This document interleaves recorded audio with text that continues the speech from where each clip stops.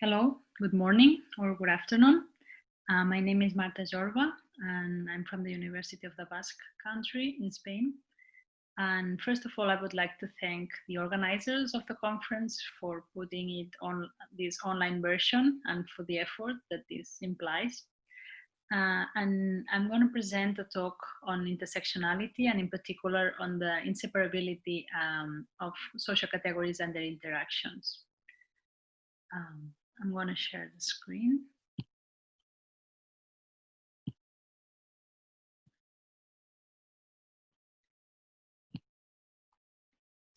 Okay, so the plan is the following. I will begin with some preliminaries on intersectionality and the topic in general. Then on section 2, I will highlight two different observations that have been made in intersectionality theory: the inseparability of social categories and the fact that these social categories interact and relate to each other in particular ways. Then I will briefly present the model of mutual constitution that has been a model proposed or assumed by many different authors. I will raise some critiques and then present an alternative framework, which is based on the fact that there are certain properties that emerge, and in particular, intersectional properties.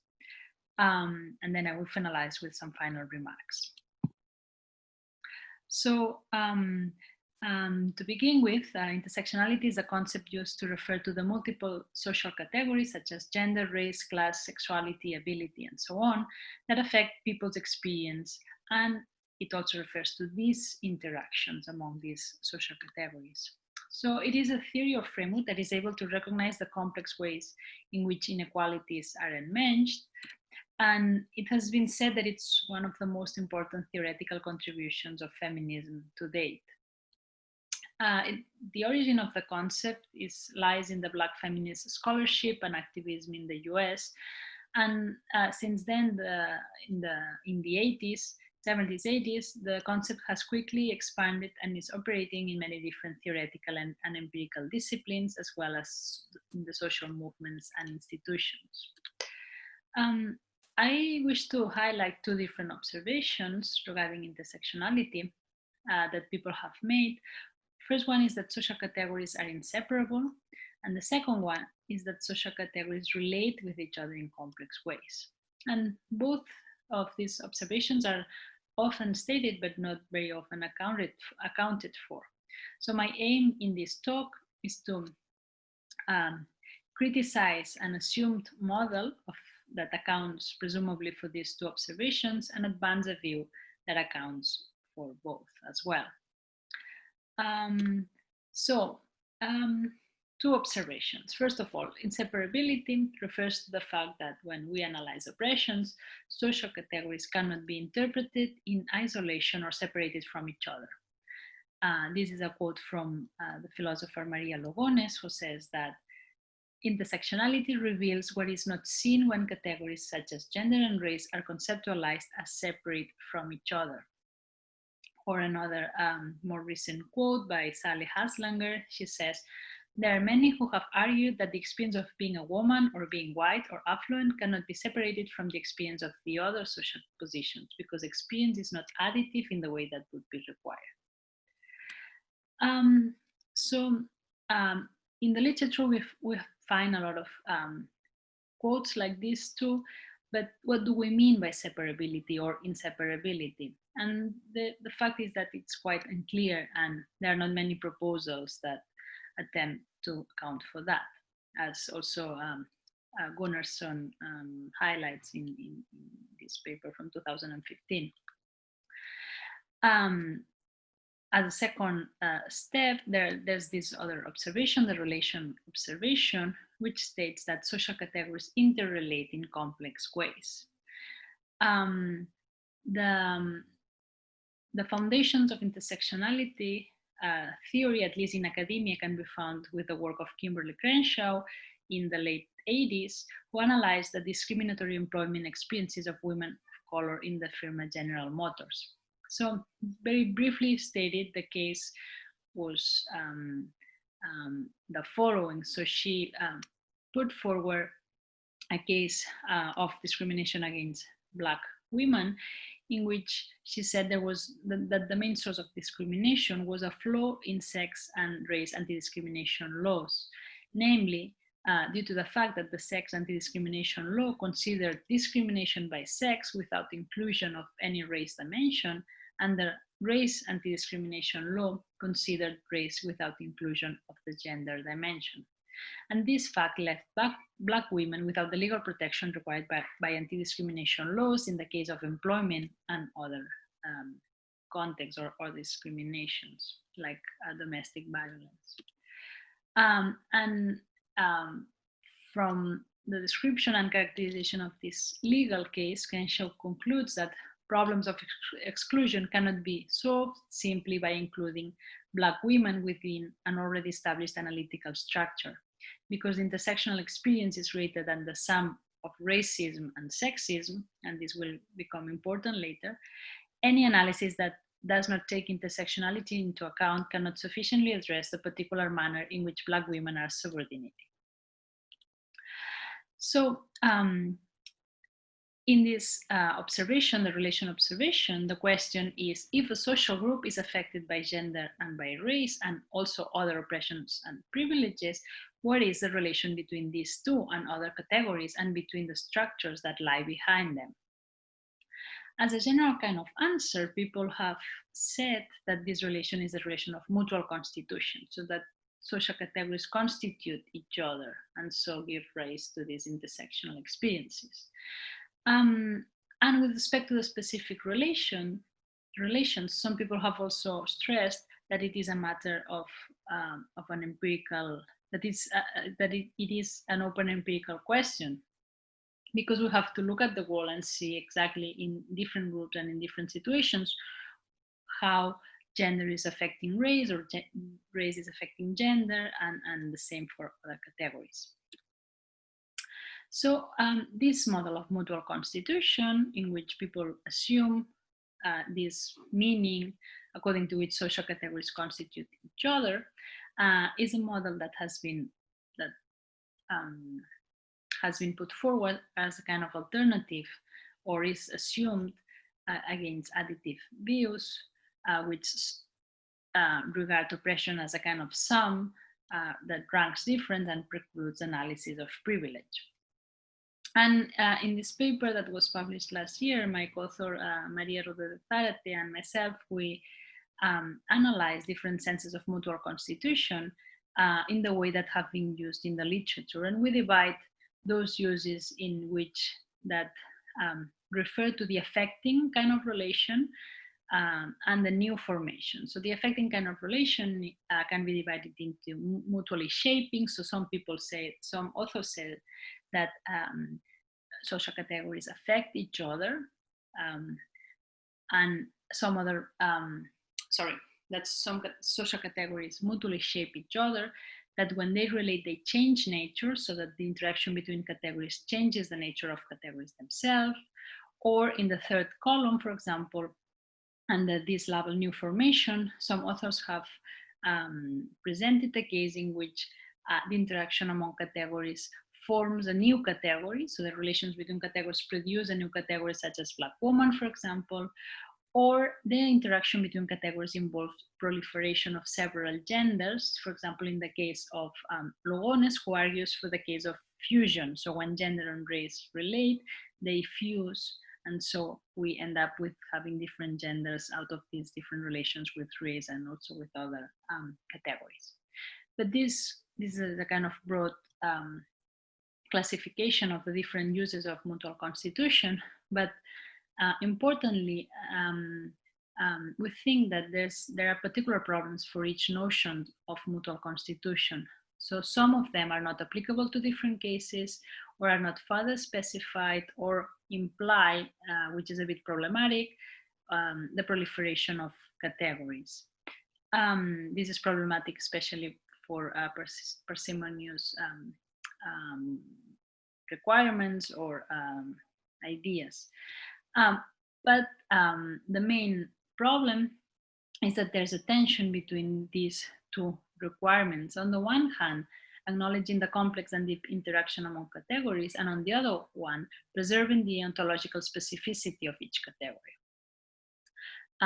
And this tension can be seen in these different quotes. The first one says that the question is whether the intersecting divisions are mutually constitutive or ontologically independent from each other.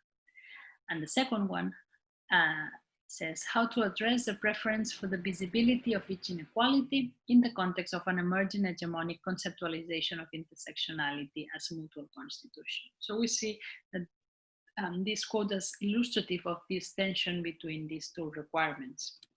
The first requirement, this complex and deep interaction, is precisely what views of intersectionality and of mutual constitution in particular aim to accomplish. And the second one, the preservation of this ontological specificity, is a contested desideratum in intersectionality theory. So this is something I think it's desirable to have in a theory, but that has its detractors, so to speak. So intersectionality has also been viewed as a critique of received categories, or what Leslie McCall calls this anti-categorical approach.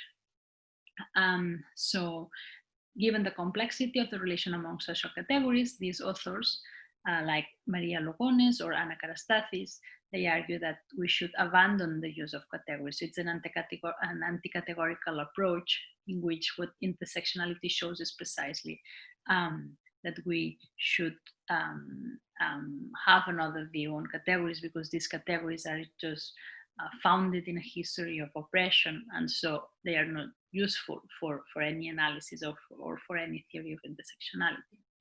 But just to briefly discuss this point, I think that preserving categories or the use of categories is important because they are still operative, and it's important to detect and address inequalities in general.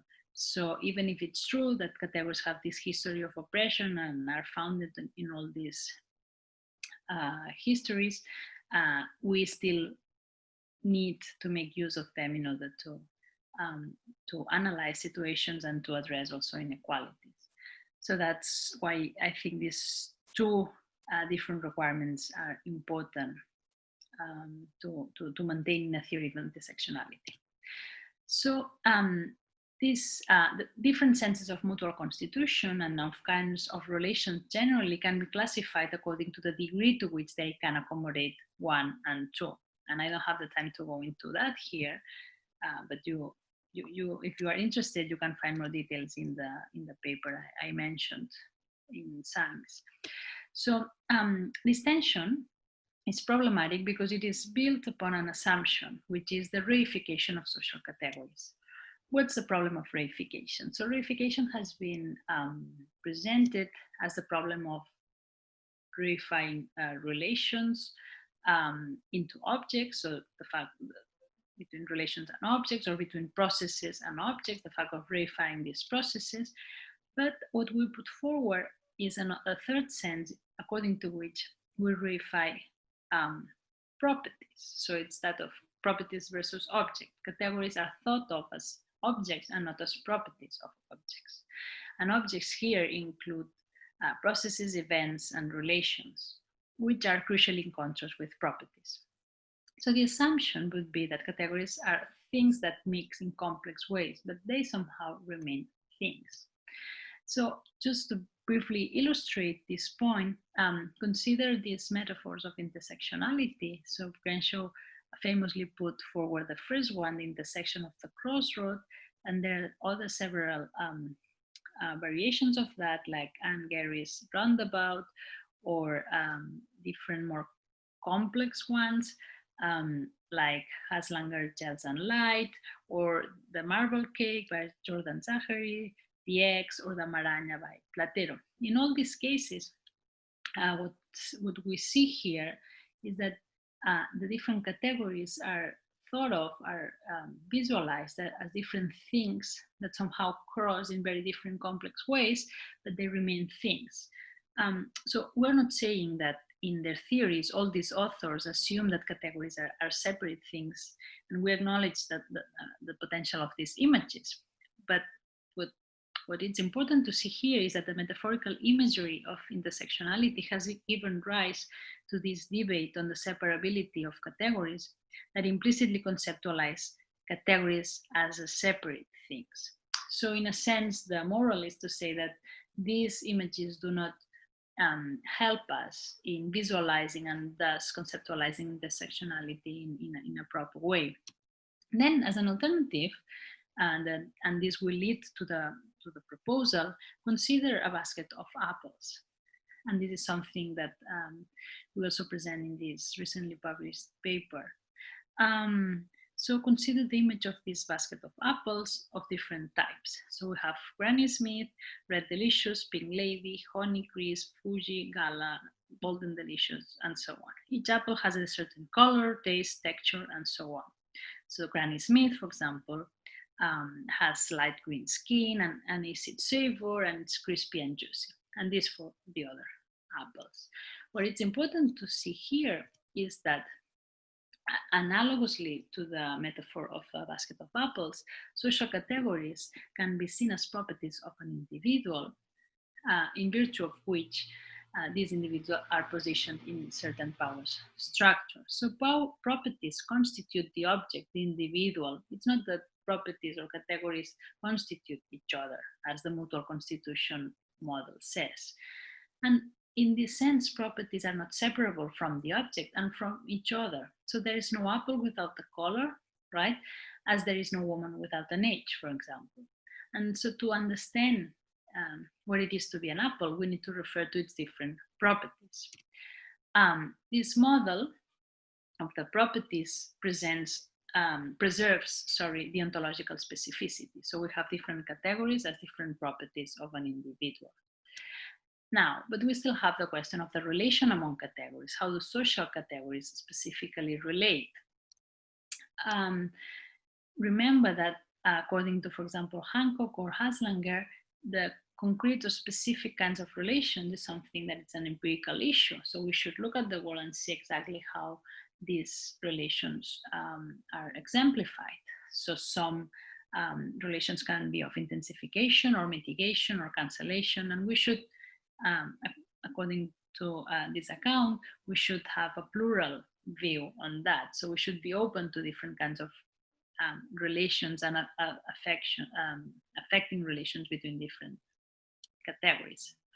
But still, even if that's an empirical question, there's a theoretical model available, which is the one I'm going to present, that is this model of emergent properties. So this last section, emergent properties. So social categories have effects in individuals' experiences, and their interaction produces the emergence of experiential properties. The notion of emergence, as you know, has been widely discussed in the context of the philosophy of mind, regarding consciousness and physicalism and different levels of science. And it has also been used, even if not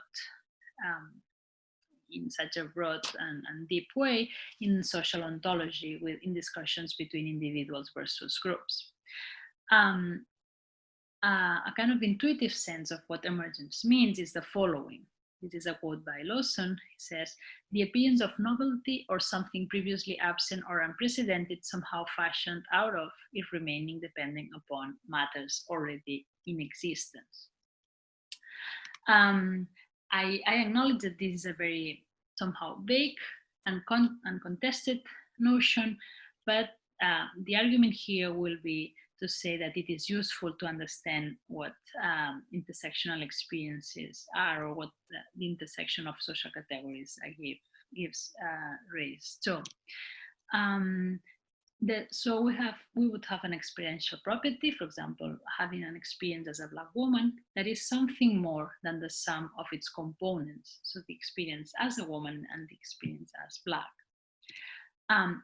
And this is based on the idea that it is difficult, sometimes impossible, to predict the effects of certain interactions, plus the fact that the intersectional emergent property has distinctive, irreducible explanatory capacities. And we could also argue that there's this vertical influence of the whole, the intersectional experience, on the parts. So the intersectional property informs single components categories. What this means is that anything that we have as a result of the analysis of the emergent experience, of the emergent intersectional property, will, like black woman, for example, will inform us about blackness and about womanness, so about the single component categories. And this is also important, that emergence is said to be compatible with supervenience. So the intersectional property supervenes on its constituents. So there's no difference in black woman, for example, without the difference in black and in woman as categories. This model can, first of all, offer a characterization of one central tenet in intersectionality. Remember the sentence that I read before: intersectional experience is greater than the sum of sexism and racism, by Crenshaw. Second, it can satisfy both the deep interaction and the ontological specificity requirements set before. It satisfies first the deep interaction, because in different contexts, different experiential properties will emerge out of different interactions among categories. And secondly, ontological specificity, the constituent categories are preserved, so there's no destruction of categories in the interaction. It's not a fusion emergence model. There could be one, but that's not the one proposed here. And third, it accounts for inseparability, because in a general sense, intersectional emergent properties present categories as inseparable, right? They are in the intersectional property. But of course, there's the possibility of single individuation for theorizing. That's why the second requirement of ontological specificity is maintained. And in fourth place, it can account for interaction, because it's a framework that can make sense of the plurality of empirical relations. So it just presents a framework in which we can make sense of different interactions among different categories, and also of the possibility of new ones. Okay, so as final remarks, I've started with the inseparability and relation observations in intersectionality theory and the literature. I've briefly commented on the mutual constitution model as a model that is normally assumed, but that when we see its different uses and senses, it's difficult to see what they are referring to, and they are problematic. Mainly because of the problem of reification that I have illustrated with those different metaphors.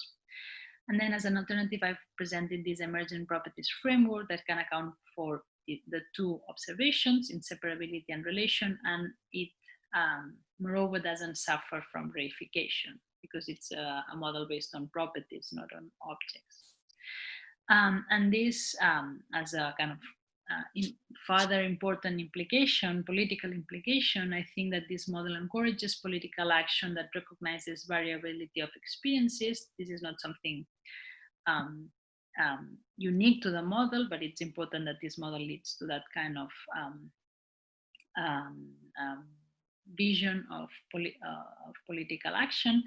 And secondly, it maintains an open mind regarding potential new harms and oppressions that might emerge from new configurations of categories, effects, and that have not been yet named or explored. Thank you very much for your attention, and I will be happy to ask questions. Thank you.